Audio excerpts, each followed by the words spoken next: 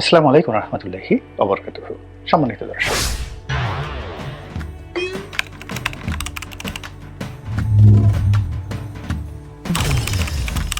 অবস্থা দৃষ্টি মনে হচ্ছে যে আওয়ামী লীগ ভয়ঙ্কর কোনো পরিকল্পনা নিয়ে এগোচ্ছে।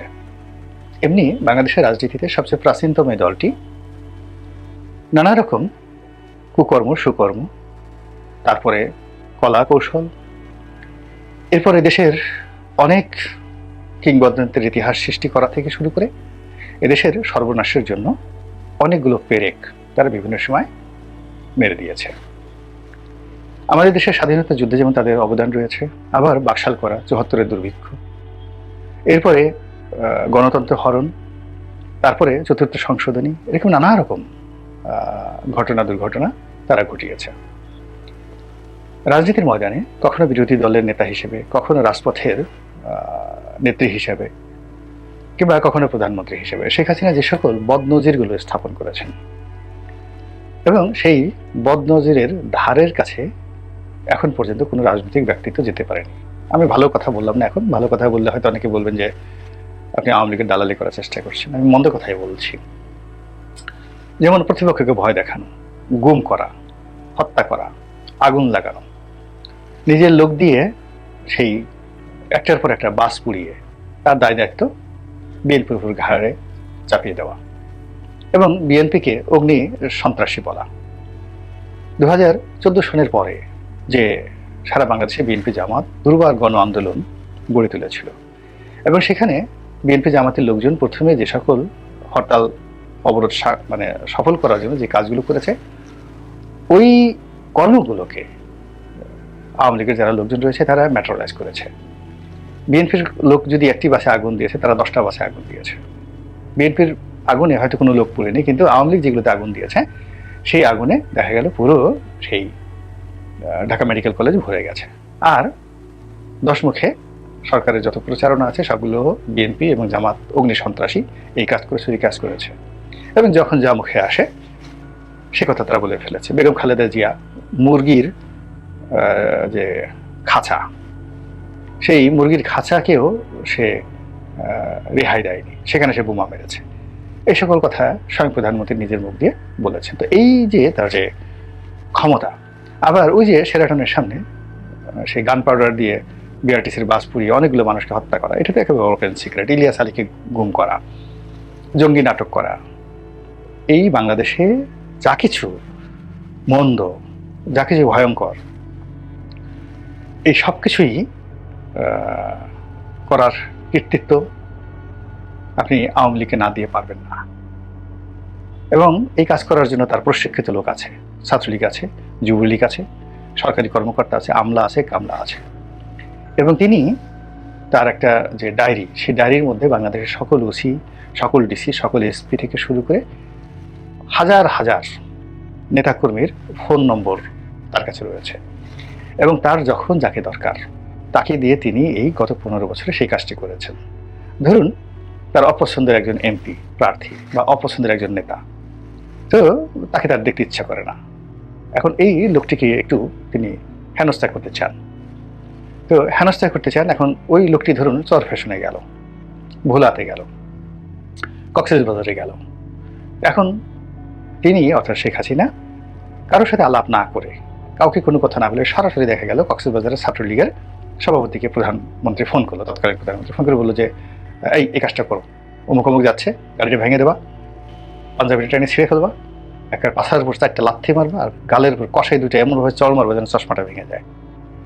এবং এরকম অনেক ঘটনা ঘটিয়ে তিনি তার দলের লোকদেরকে এমনভাবে শায়েস্তা করেছেন যে সবাই তার সামনে গেলে বাপের নাম ভুলে যেত, ইয়ানফসি করতো, এবং সবাই নিজের বাপের নাম ভুলে গিয়ে জয় বাংলা, জয় বঙ্গবন্ধু, এই আওয়ামী লীগের বেশিরভাগ তেজি যারা নেতা রয়েছেন তাদেরকে তিনি এইভাবে শায়েস্তা করেছেন।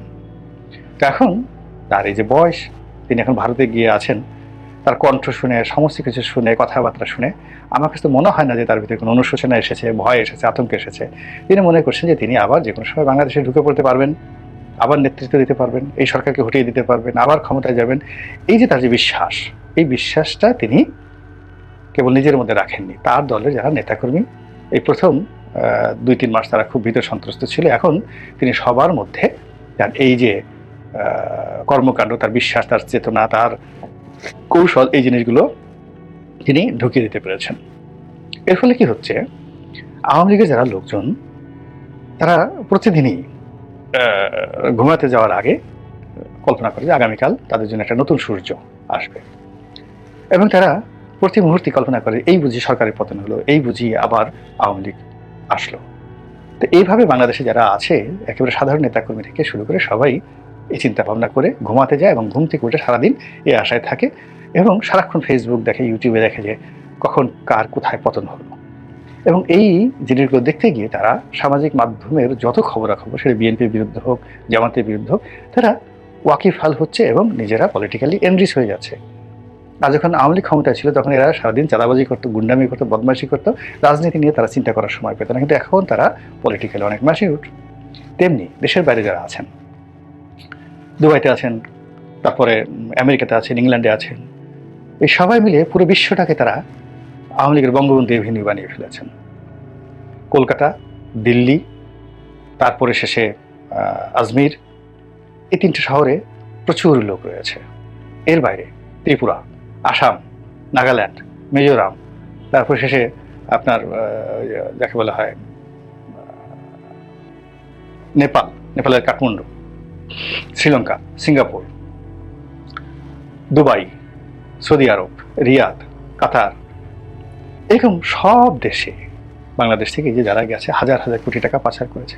এরপর ধরেন তুরস্ক, ইস্তাম্বুল, এরপরে আপনি মিশর, এরপরে কানাডা, তারপরে ভানুয়াতু, এরপরে মোনাকো, আর ইউরোপের সকল দেশে যারা স্থায়ীভাবে বসবাস করেন তারা তো আসেনি, তার সঙ্গে অনেক বড় বড় নেতা, মন্ত্রী, এমপি ছিলেন, বা মানে যাকে বলা হয় কোনো জেলার প্রেসিডেন্ট, সেক্রেটারি ছিলেন। তারা ওখানে গিয়ে এই টাকা পয়সা নিয়ে ওখানকার আওয়ামী লীগদেরকে কেন্দ্র করে তারা বাজার মিলিয়ে নিয়েছেন সেখানে, এবং নিজেদের বিভিন্ন গ্রুপ করে, হোয়াটসঅ্যাপ গ্রুপ করে, বিভিন্ন কলাকৌশল করে এমন সব কর্মকাণ্ড তারা করছেন যেটা বাংলাদেশে যারা সরকার রয়েছেন বা নেতৃত্বে রয়েছেন তারা কল্পনাই করতে পারছেন না। এর কারণ হলো তারা এমন কতগুলো ম্যালওয়্যার, সফটওয়্যার এই সময় ইসরায়েল থেকে নিয়েছেন। ফলে আধুনিক প্রযুক্তি এবং টেকনোলজির একদম লেটেস্ট ভার্সনটা তাদের কাছে আছে। অর্থাৎ এই যে মেজর জিয়াউল হাসান, যে তার অধীনে যে টেলিকমিউনিকেশনের যে গোয়েন্দা বিভাগ বা ডিবি বা এসবি বা পুলিশ টেলিকম বা কিংবা ডিজিএফআই, তারা যে সকল যন্ত্রপাতি এনেছে এবং এটার যে সকল প্রযুক্তি আছে, এই প্রযুক্তির কন্টেম্পোরারি সকল ডকুমেন্ট তারা বিকল্প জায়গাতে তারা রেখে দিয়েছে। বিভিন্ন জায়গাতে তাদের অনেকগুলো সার্ভার আছে, বাংলাদেশ ব্যাংকের সার্ভার থেকে শুরু করে অনেক গুরুত্বপূর্ণ সার্ভার তারা এই কাজগুলো করে রেখেছে। এতে আপনি নিশ্চিত থাকেন আমাদের দেশের রাষ্ট্রশক্তি এখনো ওই পর্যায়ে যায়নি। নচেত বাংলাদেশ ব্যাংকের টাকা চুরি হয়ে গেল, হেস্ট হয়ে গেল, এটা এমনি এমনি হয়নি। তো এই জিনিসগুলো যে আপনি যে তদন্ত করবেন, সেই তদন্ত করার মতো ডাটাও এখন নেই। এখন বলা হচ্ছে যে তারা এখন তথ্য পাচ্ছেন না। এর কারণ হলো মেজর জেনারেল জিয়াউল হাসান এই তথ্যগুলো মুছে দিয়েছেন। তো এই তথ্যগুলো মুছে দিয়েছেন, অথচ সমস্ত টেলিফোন নজরদারি করা, ভয়েস রেকর্ড করা, এমনকি 20 বছর আগের ভয়েসগুলো উদ্ধার করার মতো যে টেকনোলজি, এই সবই ইসরায়েলি টেকনোলজি কিনে আনা হয়েছে। কিন্তু সেই টেকনোলজি তারা শুধুমাত্র রাষ্ট্রীয় কাজে ব্যবহার করছে তা নয়, সেপারেট আবার এই টেকনোলজির যে কপি, সেই কপি নিজেদের ব্যবহারের জন্য তারা কিন্তু তৃতীয় জায়গাতে তারা রেখে দিয়েছেন। এবং সেইগুলো দিয়ে আশ্চর্যজনক ব্যাপার হলো সেইগুলো দিয়ে তারা নিজেদের মধ্যে যোগাযোগ করছেন, এবং সঙ্গে সঙ্গে আপনার আমার টেলিফোনে যে সকল কথাবার্তা হচ্ছে, এটা যেভাবে রাষ্ট্রীয় সংস্থাগুলো দেখতে পায়, একইভাবে আওয়ামী লীগের যারা লোকজন তারা সেই তৃতীয় পক্ষ থেকে ইচ্ছা করলে এই জিনিসগুলো নজরদারি তারা করতে পারছে। এবং এই যে ইসরায়েলি গোয়েন্দা সংস্থার কাছ থেকে, মোসাদের কাছ থেকে, ইসরায়েলি সরকারের কাছ থেকে যে জিনিসগুলো তারা কিনেছে থ্রু ভারতের মাধ্যমে, এটার যে এজেন্সিশিপ সেটাও ভারত। এবং এখানে আমাদের অনেক গুরুত্বপূর্ণ বিদ্যুৎ খাত, বাংলাদেশ ব্যাংকের অনেক বিষয়, ব্যাংকিং সফটওয়্যারের অনেকগুলো বিষয়, এগুলো সবই কিন্তু যেটাকে বলা হয় বিকল্প সার্ভার তৈরি করে তারা সেই কাজগুলো করছে। এবং এগুলো কতগুলো ভয়ঙ্কর নজির তারা জানান দিচ্ছে, কিন্তু আমাদের নির্বুদ্ধিতার কারণে আমরা বুঝতে পারছি না। হঠাৎ করে দেখা গেল মেট্রো রেলের সেই যে নিয়ন সাইন সেখানে ফুটে উঠলে ভয়ঙ্করভাবে ফিরে আসছে শেখ হাসিনা। খুলনা সিটি কর্পোরেশনের যে ডিজিটাল ব্যানার, সেই ডিজিটাল ব্যানারে ভয়ঙ্করভাবে ফিরে আসবে ছাত্রলীগ। রেলওয়ের ডিজিটাল ব্যানারে ফুটে উঠছে সেটা, জাতীয় রাজস্ব বোর্ডের। তো বিভিন্ন সরকারি প্রতিষ্ঠানে এই লেখাগুলো যে ফুটে উঠছে, এটা কি আপনার কি মনে হয় যে রেলওয়ের যে টিকিটিং সার্ভার থেকে বা রেলওয়ের যে সার্ভার থেকে তারা ওখান থেকে আওয়ামী লীগের কোনো লোক বসে বসে এই কাজ করছে, মরে গেল না, এই কাজ করছে না। এই কাজটি করার জন্য তাদের সফটওয়্যার আছে, ম্যালওয়্যার আছে, এবং আপনারা জানেন what is call malware and software. তো এই জিনিসগুলো কিভাবে করছে একটু পলককে ভালো করে জিজ্ঞাসা করলে, জেহলা হাসানকে জিজ্ঞাসা করলে আপনি জিনিসগুলো বুঝতে পারবেন যে এই কাজগুলো কিভাবে হচ্ছে। তো হঠাৎ করে আপনার যে কোনো একটা সিস্টেমকে, আমাদের যে এখন যে সিস্টেমগুলো চলছে, যে কোনো একটা সিস্টেমকে করাপ্ট করে দেওয়ার জন্য, হ্যাকিং করে দেওয়ার জন্য টোটাল ইনস্ট্রুমেন্টগুলো যদি তাদের হাতে থাকে, সেটার জন্য টাকা থাকে, তাহলে তারা আমাদেরকে কি ক্ষতি করতে পারে, কতটা ভয়ঙ্করভাবে ক্ষতি করতে পারে একবার একটু চিন্তা করেন, এবং চিন্তা করে প্রতিপক্ষকে ট্রিট করেন। 2 নম্বর হলো যে এখন আপনি দেখুন যে ভারত এবং ইউরোপের অনেকগুলো পত্রপত্রে আমরা বাংলাদেশে বসে টিউলিপ গেছে, পুতুল চলে যাবে, শেখ হাসিনা শেষ, এই কথা বলে আমরা মূলত নিজেদের ভয় আড়াল করার চেষ্টা করছি। কিন্তু এই যে আমরা যে এত প্রচার করছি টিউলিপ শেষ, শেখ হাসিনা শেষ, ইত্যাদি ইত্যাদি, আপনি দেখেন তো যেদিন টিউলিপ পদত্যাগ করলেন বা যে এখন সে তো নিয়মিত ইংল্যান্ডে ঘুরছে, তার বডি ল্যাঙ্গুয়েজ, তার কথার মধ্যে আপনার কাছে মনে হয় সে ভয় পাচ্ছে? পুতুলের কথাবার্তায় দেখে আপনার কি মনে হচ্ছে যে পুতুল মহা বিপদে? পুতুল বাংলাদেশে এখন নিউজ যে তার আর রক্ষা নেই, এইবার সে শেষ হয়ে যাবে। আপনি কি একটু দেখেন তো পুতুলের বডি ল্যাঙ্গুয়েজে ভয়ের কোনো লক্ষণ আছে কিনা? আপনি এই যে আওয়ামী লীগের বড় বড় নেতা মাহবুল আলম হানিফ, বাহাউদ্দিন নাসিম, জাহাঙ্গীর কবির নানক, তারপরে সাবেক 2 জন মন্ত্রী বি.এম. মোজাম্মেল, তারপরে আসাদুজ্জামান খান কামাল, এই মানুষগুলো ইন্ডিয়া বড় বড় পত্রিকা, ইন্ডিয়া টাইমসের মতো, হিন্দুস্তান টাইমসের মতো পত্রিকাতে তারা সাক্ষাৎকার দিচ্ছেন। তারা আবার নামবেন, কেউ বলছে আমরা 26শে মার্চ বাংলাদেশে ঢুকবেন না 26শে মার্চে হয়তো। কিন্তু এই যে তারা কথাগুলো বলার সাহস পাচ্ছে, কোত্থেকে পাচ্ছে? তারা বলছে যে না, আমরা ফেব্রুয়ারি মাস থেকে আন্দোলন করব, আমাদের আন্দোলন ফেব্রুয়ারি মাস থেকে শুরু হবে। অর্থাৎ আপনাকে আমাকে তারা ব্যস্ত রাখতে পারছে, আতঙ্কের মধ্যে রাখতে পারছে, এবং নিজেরা কোনো অবস্থাতেই হাউমাউ করে কান্নাকাটি করছে না।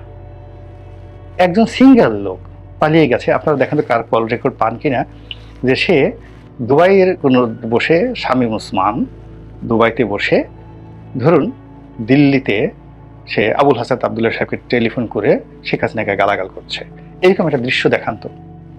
কিংবা ধরুন সাবেক একজন সংসদ সদস্য সাভারের মুরাদ জং, তো সাভারের মুরাদ জং 2018-তে মনোনয়ন পায়নি, তারপরে 2014-তে সে মনোনয়ন পায়নি, তারপরে 2024-এ সে স্বতন্ত্র নির্বাচন করেছে।